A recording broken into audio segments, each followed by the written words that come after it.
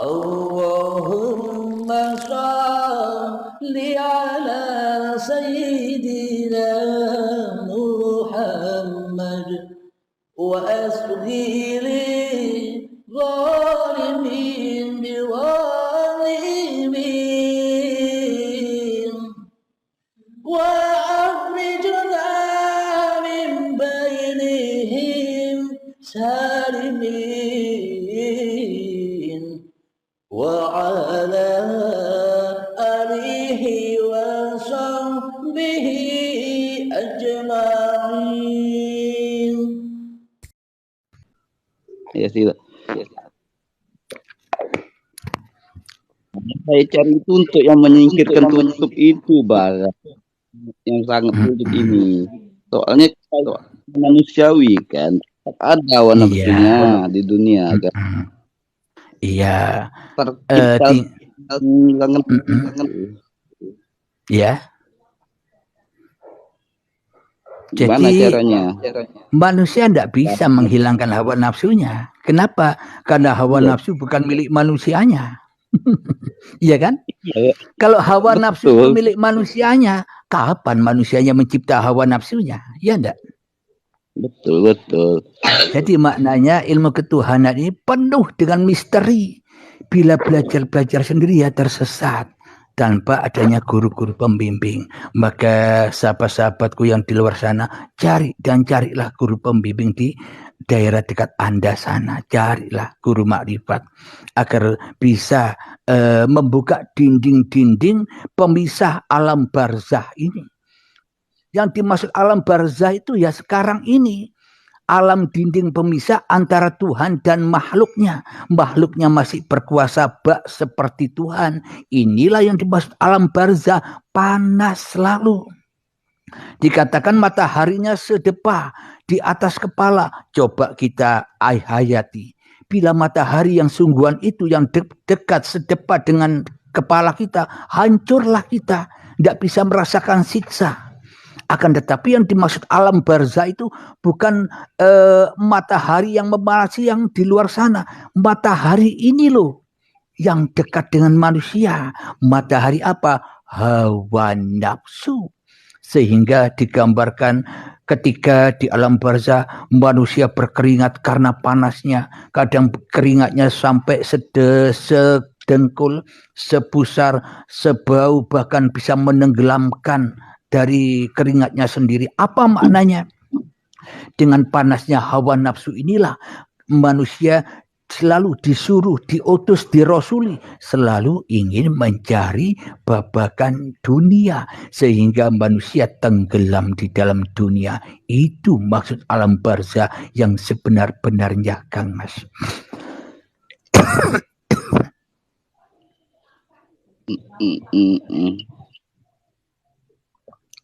Jadi cara jalan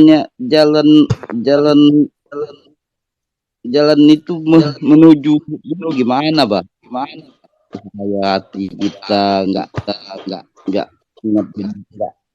karena dunia gitu loh. Lalu ada Allah dan hati. Berarti ya teori aja. Saya tahu ya. Tunggu, Bang. Hanya teori aja saya tahu. Setelah saya berjalan lagi ketemu orang, lupa lagi dengan Allah. Lupa lagi dengan yang saya yang dipikir. Ingat dunia lagi, ikut lagi. Putar situ aja, Bang. Yang saya susahkan ini. Cara memecahkannya ini gimana, Bang? Memang caranya harus berani berkorban. Korobaya korobu korban wa makoroban wa koribun. Diajarkan di dalam setiap hari Lebaran Idul Adha, manusia disunahkan berkorban. Ada yang berkorban sapi yang harganya hingga 25 juta. Ada yang berkorban kambing dan sebagainya. Itulah tujuannya untuk supaya manusia bisa mengkorbankan hawa nafsunya. Bila manusianya masih mengikuti hawa nafsunya, maka ia tidak lebih tinggi derajatnya daripada binatang ternak. Yang dimaksud binatang ternak itu yang manusianya yang masih belum dikorbankan demi Tuhannya. Jadi untuk mendekatkan diri kepada Tuhannya, ya wajib berkorban. Apa yang dimaksud berkorban? Ya menjada wajadalah, mencari guru yang Anda maksud itu. Sampai ketemu. Apapun rintangannya, apapun yang dibutuhkan, harus rela berkorban. Tanpa pengorbanan, manusia tetap jadi Tuhan terus, Kang Mas. Ini ada yang tanya, maaf rujukan ini dari kitab apa ya? Rujukannya dari kitab Uripe Allah, dari kitab hidup yang menghidupi Anda sekalian. Itulah sanad dan rujukannya. Tanpa hidup kita tak akan bisa mengenal Al-Quran. Tanpa hidup kita tak akan pernah bisa mengenal Al-Hadis. Tanpa hidup kita tak akan bisa mengenal diri kita sendiri. Rujukannya satu, Uripe Allah. Begitu, Kang Mas. Monggo. Jadi seandainya nih, ini seandainya saya nggak ketemu guru yang benar-benar guru. Kalau saya berguru sama alam gimana? Sama alam semesta ini. Melibatkan Nabi Khidir. Berguru kepada alam semesta berarti jadi muridnya alam semesta. Maknanya jadi muridnya alam semesta, ya jangan ngaku-ngaku bisa bergerak kecuali alam semesta itu sendiri. Bila kita masih merasa mengaku bisa bergerak, berarti kita merasa lebih kuasa daripada alam itu sendiri. Ya tidak. Contoh, kita bisa maju ke depan. Kalau tidak ada alam, ya tidak ada bisa maju ke depan. Kita bisa mundur ke belakang. Kalau tidak ada alam, ya tidak bisa mundur ke belakang. Ya kan? Betul. Ya silakan apa yang Anda tuju. Semua terserah masing-masingnya manusianya. Karena Allah sesuai dengan prasangka-prasangka hamba-hambanya, Kang Mas. Waktu kurang 15 menit lagi, monggo.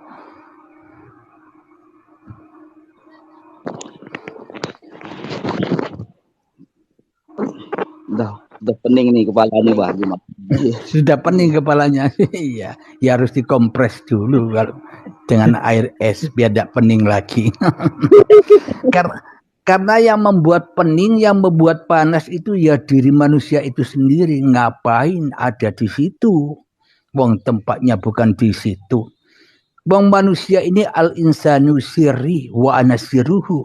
Manusia ini tempatnya yang menciptakan, bukan tempat manusianya.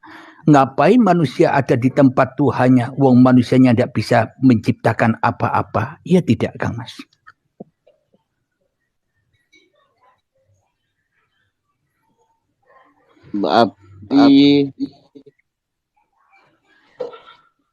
Berarti kalau begitu sholat pun kalau kita belum mengenal Allah, belum bisa melihat Allah, gimana, Pak? Percuma kita. Bagus nggak usah sholat kan?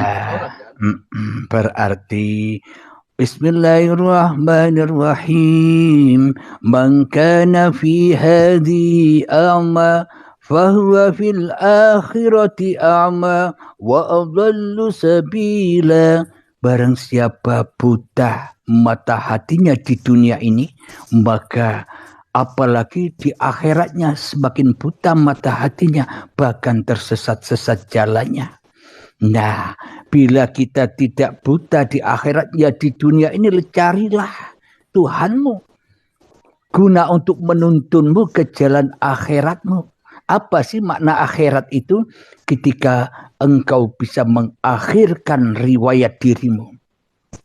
Bila sudah berakhir riwayat dirimu, maka yang ada hanyalah riwayat Tuhan itu sendiri. Tuhanlah yang menjadi penguasa dirimu. Itulah akhirat itu, Kang Mas. Jadi tata cara untuk menghadapkan wajah kita kepada Allah, gimana tekadnya, Bah, untuk bisa melepaskan mati jasad kita, mati sebelum mati itu, Bah. Iya. Selama kita masih merasa diri kita yang hidup, ya belum ketemu dengan kematian. Bong masih merasa diri manusianya yang merasa berkuasa atas laku-laku yang dilakukannya selama ini. Jadi untuk menuju mati sebelum mati, sadarilah bahwa sesungguhnya sejak dari tanah dulu sampai jadi bayi dulu hingga saat ini sampai jadi tanah lagi, manusia atau jasad-jasad ini atau tanah-tanah ini tidak punya hidup, ya mati terus. Kenapa tanah-tanah ini, jasad ini bisa berproses? Karena ada uripe Allah. Ya tidak? Betul. Berarti manusianya harus mati apa harus hidup? Gimana? Matilah sebelum mati. Iya. Tapi kebanyakan realitanya manusia takut mati. Kenapa manusia kok takut mati? Takut ketemu Allah, ya enggak? Betul. Nah, caranya supaya berarti kalau manusia sudah takut ketemu Allah, berarti selama ini ibadah sholatnya kan tidak pernah ketemu Allah, ya enggak? Iya, kan capek. Berarti kan belum menghamba menjadi masuk menjadi agama-agama Allah. Berarti kita selama ini masih memeluk agama hawa nafsu. Kenapa masih kita merasa takut mati? Karena kita tidak mau kalau tidak jadi Tuhan ini di dalam hati kita. Tidak mau lengser manusianya dari hatinya. Makanya manusia takut mati. Takut apa? Takut ketemu hari perhitungan. Takut kepada Tuhannya. Makanya mutu qabla antal maut. Supaya apa? Supaya kau tak takut lagi hidup di dunia ini. Kenapa? Sudah tahu rahasianya. Apa yang terjadi di dalam dirinya dan di dalam alam semesta ini. Iya kan, Kang Mas? Iya. Jadi yang saya begini, Bah. Tata cara bacaan supaya bisa mati bertemu Allah itu gimana? Bacaan apa doa sembayangnya? Yang ada selagi yang selagi kita masih berdoa, ya selamanya kita tak bisa ketemu Allah. Selagi kita yang dzikiran, ya selamanya jauh dari Allah. Kenapa kita merasa bisa berzikir? Karena yang bisa berzikir hanya Allah. Coba hayati, bila tak ada hidup, apakah badan ini bisa berzikir? Badan ini bisa melihat segala sesuatu? Badan ini bisa berilmu, beramal, bersyariat tanpa Allah? Maka dari itulah wajib murtad. Murtad kepada siapa? Murtad kepada diri kita sendiri. Supaya tidak jadi Tuhan lagi. Agar Allah lah yang mentuhani manusianya. Jadi kalau masih berzikir-zikir, ya tambah gede hijabnya. Tambah besar belenggunya, Kang Mas. Monggo. Jadi kalau berzikir, ya, akhirnya lupa, Pak. Akhirnya cari guru pun nggak ada niat lagi kalau berzikir, nggak sholat lagi. Akhirnya lupa kan? Maknanya zikir secara syariat tetap, sholat secara syariat tetap. Akan tetapi pulangkanlah zikir secara syariat, pulangkanlah sholat secara syariat, bahwa semua ini bukan kuasa manusiaku. La haula wala quwata illa billah. Bila zikiran itu, bila sholat itu yang kita lakukan masih teraku-akui hanya kita yang bisa melakukan, ya selamanya tambah jadi belenggu. Meskipun kelihatannya sholat, tapi hakikatnya selalu dan selalu mensekutukan Allah di dalam hatinya. Karena kiblatnya salah, kiblatnya ke hawa nafsu. Mestinya harus menghadap Allah, bukan? Berarti usuli kita, gimana usuli sholat menghadap Allah itu, Pak? Ya usulinya syariatnya ya tetap.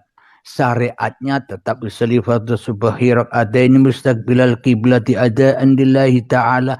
Tapi di dalam hati kita ini loh, apakah mampu sih badan ini bisa mengucap niat tanpa Allah? Apakah mampu badan ini bisa berdiri di dalam sholat tanpa Allah? Itu hadap kiblat yang itu lebih penting, lebih utama daripada menghadap kiblatnya hawa nafsu yang merasa bisa berniat. Begitu, Kang Mas. Yang saya alamin, saya berdiri sholat, udah di pertengahan nusuk, kadang pikiran tuh melayang ke rumah, ke jalan, ke bisnis, Iya. Gimana menghilangkan pikiran itu? Iya. Karena manusianya masih di dalam alam kuburan, ya gentayangan rohnya. Meskipun kelihatan sholat, rohnya gentayangan ke uang.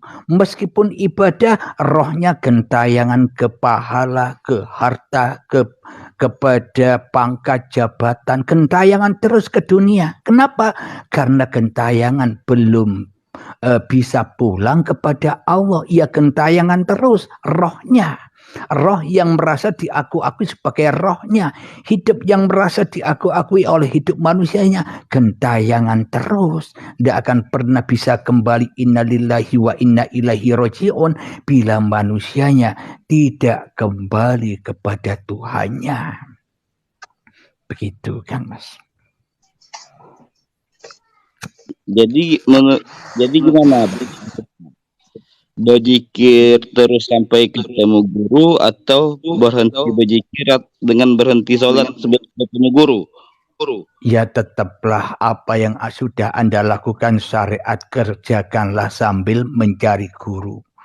Apa yang Anda kerjakan syariat-syariat tetap tegakkan, tapi sambil membenahi, sambil mencari gurunya, agar bisa membawa sholat ini ke hadirat Tuhan, agar bisa membawa amal ibadah ini ke hadirat Tuhan. Apa maknanya? Sampai ketemu bahwa diriku tak mampu sholat, tak mampu ibadah. Semua yang ku kerjakan hanyalah zat, asma, af'al, dan sifatnya Allah saja yang berkuasa. Innallaha ala kulli syai'in qadir. Allah berkuasa atas segala sesuatu dan tak sebiji darah pun bisa bergerak tanpa seizin Allah. Sampai ketemu di situ. Kerjakan terus, jangan putus asa. La tai'asu fi rahmatillah. Jangan berputus asa dari rahmatnya Allah. Terus berjalan. Tegakkan syariat-syariat Islam yang selama ini Anda kerjakan sambil membenahi, sambil mencuci-cuci hati, sambil dioperasi hatinya. Sampai ketemu dengan guru yang sebenar-benarnya, guru yang dapat membimbing, melepas belenggu-belenggu Anda. Begitu, Kang Mas. Jadi kalau syariat itu kan berzikir di lisan kan? Berzikirnya di lisan kan?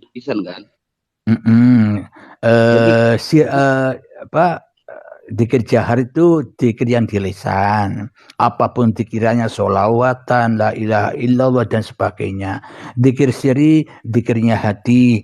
Kadang manggil-manggil Allah, Allahu, Allahu, Allah. Masih manggil-manggil, belum ketemu yang dipanggil. Setelah itu tingkatkan lagi kepada dzikir sirrul asror atau sirun fisiri, yakni zikirnya zikir, sampai ketemu dengan zikir yang keempat, fana udzikri. Ketika manusianya sudah tidak berzikir lagi, itulah berzikir. Begitu, Kang Mas. Zikirnya ketemu zikir gimana maksudnya, Bah? Belum paham saya. Maknanya yang mana itu? Sirun fisiri, zikirnya zikir. Assalamualaikum warahmatullahi wabarakatuh. Waalaikumsalam warahmatullahi wabarakatuh. Kang Mas Eli. Iya, salam kenal semuanya. Sehat selalu bersama keluarga dan orang-orang yang dicintainya. Amin, amin ya rabbal alamin. Monggo Kang Mas, coba dijelaskan juga ini, Kang Mas ini. Sama-sama belajar. Belajar ya. Masih banyak. Kenapa? Belajar. Iya sama. Tadi kan sedikit nyimak gitu ya. Kalau nggak salah sih nukilan dari hadis man arafa nafsahu faqad arafa rabbahu itu kayaknya. Ya. Arahnya ke situ. Luar biasa. Arahnya memang manusia harus membela Tuhannya daripada membela hawa nafsunya sendiri. Itulah yang dimaksud jihad fisabilillah. Perang di jalan Allah, bukan perang-perang yang fisik. Perang yang fisik itu remeh, perang apa itu, perang guyonan. Akan tetapi perang yang lebih akbar yang di sini ini loh. Ini yang perlu dijihati. Mati demi Allah. Rela mati demi uripe Allah. Maknanya matikan dirimu biar Allah yang berkuasa atas dirimu. Begitu Kang Mas. Iya. Matikan hawa nafsumu. Begitu ya, lebih kurang ini ya. Maknanya secara syariatnya begitu, tapi sesungguhnya hawa nafsunya itu dikendalikan. Maknanya ia harus dikembalikan kepada pemilik hawa nafsu, karena hawa nafsu bukan milik manusia, ya kan? Iya. Tapi maaf Yai, maaf sekali. Iya kan? Mungkin saya salah mungkin. Karena penjelasan untuk mematikan diri itu dalam artian hawa nafsu itu tidak lepas dari makom tajrid ya. Mungkin udah sampai ke tajrid ya. Kalau asbab itu kalau asbab kan masih bekerja juga dalam ibadah. Tapi kalau udah dijungkung kayak gitu kan udah tajrid. Ketika orang sudah bertajrid, apa mungkin masih nun sewu sekali loh, masih kayak gini. Sementara ini juga nafsu kan, Yai. Makanya kadang saya sendiri bingung.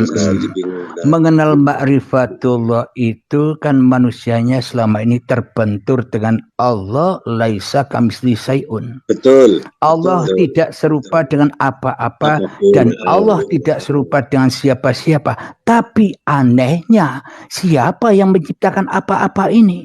Tapi anehnya, siapa yang menciptakan siapa-siapa ini?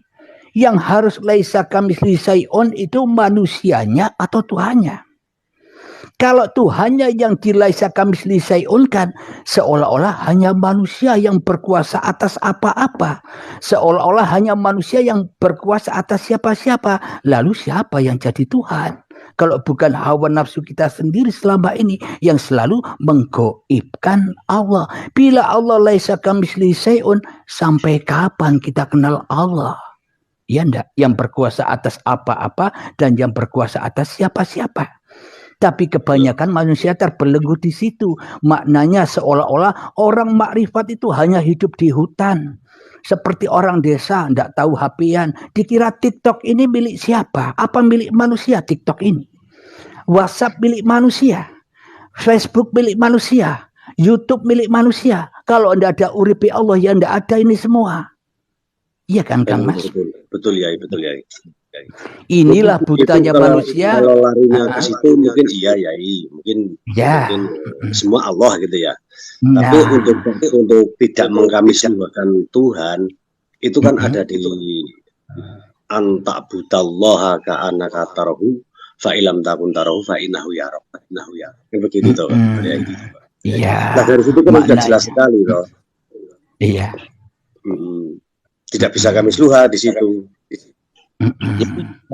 Maknanya segala sesuatu ini, apa-apa dan siapa-siapa yang ada di dunia ini, inilah al-insanu sirri wa nasirhu. Bila manusianya masih merasa berkuasa atas diri manusianya, ya selamanya Allah laisa kamitsli syai'un. Allah tidak serupa dengan apa-apa dan Allah tidak serupa siapa-siapa. Lah apa-apa dan siapa-siapa ini ciptaan siapa? Kalau Allah tidak serupa, berarti bukan Allah penciptanya, iya kan? Iya. Akan tetapi manusianya yang menciptakan apa-apa dan siapa-siapa. Maka dari itu manusia selalu membela hawa nafsunya daripada membela Tuhannya. Dikira Allah tidak ada di mana-mana. Dikira Allah tidak ada di apa-apa. Dikira Allah tidak ada di TikTokan. Kalau tidak ada Allah di TikTokan, tidak ada TikTok. Tidak ada manusia yang bisa bicara di TikTok. Tidak ada manusia yang bisa bergurau di TikTok. Bila tak ada Allah, iya enggak? Iya. Jadi jangan sempit pandangan tentang ma'rifatullah. Bila ma'rifatullah, yang ma'rifat kan hanya Allah yang berkuasa atas apa-apa. Bila ma'rifatullah kan yang berkuasa hanya Allah yang berkuasa atas siapa-siapa. Bila sudah Allah yang berkuasa, kita jadi penonton, meneng wae, enjoy saja. Apapun yang disangkakan orang, enjoy saja. Kenapa? Karena apapun yang disangkakan orang, Allah sesuai prasangka hambanya. Ya orang itu sendiri yang berprasangka, itulah orangnya. Jadi bukan yang dituduh atau yang diprasangkakan orang itu. Kita seumpama kita berprasangka orang itu kafir. Padahal yang kafir diri kita, bukan orang itu. Inilah prasangka itu. Allah sesuai prasangka hambanya. Maka dari itu berprasangkalah yang baik kepada Tuhannya. Jadi TikTokan, WhatsAppan, YouTubean itu semua ciptaan Allah. Kuasanya Allah. Bukan kuasanya manusia. Begitu Kang Mas. Monggo dilanjut. Gini Bah. Jadi mengenai Allah itu ada awal ada akhir nggak Bah? Awalnya dia dari mana, akhirnya di mana? Kalau mengenai waktu. Awalnya huwal awalu wal akhiru. Huwal awalu akhir. Awal kita kan gaib. Saya usia 50 tahun. Kira-kira 60 tahun yang lalu kan saya berawal dari yang gaib yang tidak ada di dunia. Kemudian diperjalankan, ditiupkanlah oleh Ruhullah sehingga berproseslah tanah hingga menjadi janin. Itulah yang dimaksud kullu mauludin yuladu alal fitrah. Manusia suci semua, bayi yang terlahir itu terlahir dengan suci. Apa yang dimaksud suci? Karena manusianya belum ada. Meskipun secara syariatnya manusia bayinya ada, kata orang tua, wujud syariatnya ada, tapi hakikatnya kita belum ada. Tidak bisa ngaku-ngaku ini hidup bayiku, tidak bisa ngaku-ngaku ini badan bayiku. Inilah yang dimaksud suci ketika kita masih gaib. Akan tetapi datangnya detik-detik akil balik, maka Adam dan Hawa sama-sama makan buah yang terlarang. Apa buah terlarang itu? Mengakui hidup ini hidupku, badan ini badanku. Maka jatuhlah martabat manusia, diturunkan manusia itu ke dunia. Maknanya turunnya manusia ke dunia bukan seperti turunnya Mr. Bean yang kedelebuk seperti di film-film itu. Makna turun ke dunia adalah ketika manusia disibukkan hatinya dengan urusan-urusan dunia saja. Itulah yang dimaksud diturunkan ke dunia. Begitu. Ketika manusianya ada, merasa ada, maka Allahnya yang gaib. Ketika akhir, wal awalu wal akhir, ketika manusianya berakhir, manusianya gaib lagi, yang ada hanya Allah. Jadi manusia awalnya gaib, ya kembali ke gaib. Allah awalnya wujud, ya kembali ke wujudullah. Alhamdulillah, kiranya jamnya sudah lebih 4 menit. Kita bisa ketemu lagi subuh besok ya Kang Mas. Mohon maaf juga banyak kegiatan. Minta doanya dulu ya. Oh kita ya, ini sama-sama kita berdoa. Bismillahirrahmanirrahim. Allahumma salli ala Sayyidina Muhammad wa ala ali Sayyidina Muhammad. Allahumma ya qadiyal hajat. Allahumma ya mujibad da'awat. Allahumma ya rafi'ad darajat. Allahumma ya muhillal muskilat. Allahumma ya syafiyal amrad. Allahumma ya kafiyal muhimmat. Allahumma ya dafi'al baliyat. Allahumma khtim lana bil iman. Allahumma khtim lana bil Islam. Rabbana atina fid dunya hasanah wa fil akhirati hasanah wa qina adzabannar. Wa sallallahu ala sayyidina Muhammad wa ala alihi wa sahbihi wa sallam. Walhamdulillahi rabbil alamin. Akhir kalam. Assalamualaikum warahmatullahi wabarakatuh. Waalaikumsalam warahmatullahi wabarakatuh. Jazakumullah khairan. Terima kasih Yai, terima kasih. Sami-sami Kang Mas. Monggo. Semuanya aja. Assalamualaikum. Waalaikumsalam warahmatullahi. Allahumma shalli ala sayyidina Muhammad وأسقي للظالمين بظالمين وأخرجنا من بينهم سالمين وعافنا